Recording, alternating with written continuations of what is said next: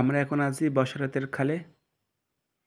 আমাদের বসরাতের খালের এক পাশে হচ্ছে আরপাড়া, অন্য পাশে হচ্ছে মালেঙ্গা। আপনারা যে অংশ দেখতে পাচ্ছেন এটা হলো মালেঙ্গার শেষ সীমানা। আর বিশাল একটি জলরাশি দেখতে পাচ্ছেন, এটা হচ্ছে বসরাতের খাল এবং পাশেই আছে মাদারীপুর বিল্লুট ক্যানেল। মাদারীপুর বিল্লুট ক্যানেল এবং বসরাতের খাল এখানেই মিলিত হয়েছে। এ হচ্ছে বসরাতের খাল এবং মাদারীপুর বিল্লুট ক্যানেলের মোহনা। আপনাদের আজকে যে খেয়া দেখাচ্ছি সে খেয়া হচ্ছে ত্রিমুখী পারাপার করে।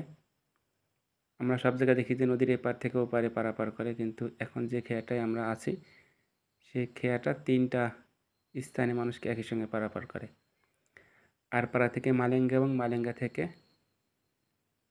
মহাসড়কের পাশে যে মালেঙ্গার যে অংশ বা টোল অফিসের যে অংশ আছে এটাকে ভেড়ার বাজার মালেঙ্গার অপর অংশ বলা যায়। যদিও এটা দুইটাই উলপুর ইউনিয়নের মধ্যে।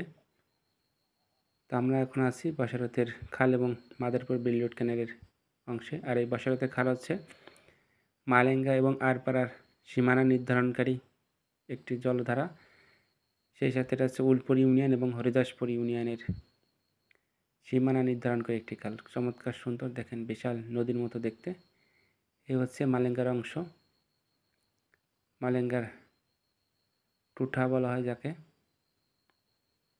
এখান থেকে কিছু যাত্রী নিয়ে আবার নদীর ওই পারে পারাপার করবে মহাসড়কের পাশে, সেটাও মালেঙ্গার অংশ। আমার বন্ধু একটু হেল্প করতেছে, প্রচুর স্রোত, বন্ধু ঘেমে গেছে। আপনারা দেখতে পাচ্ছেন কত চমৎকার আমাদের গোপালগঞ্জের মাদারীপুর বিল্লুট ক্যানেল। আমরা আছি মালেঙ্গার অংশে, এখন আমরা যাব মালেঙ্গার অপর অংশে, যে অংশে মহাসড়ক রয়েছে।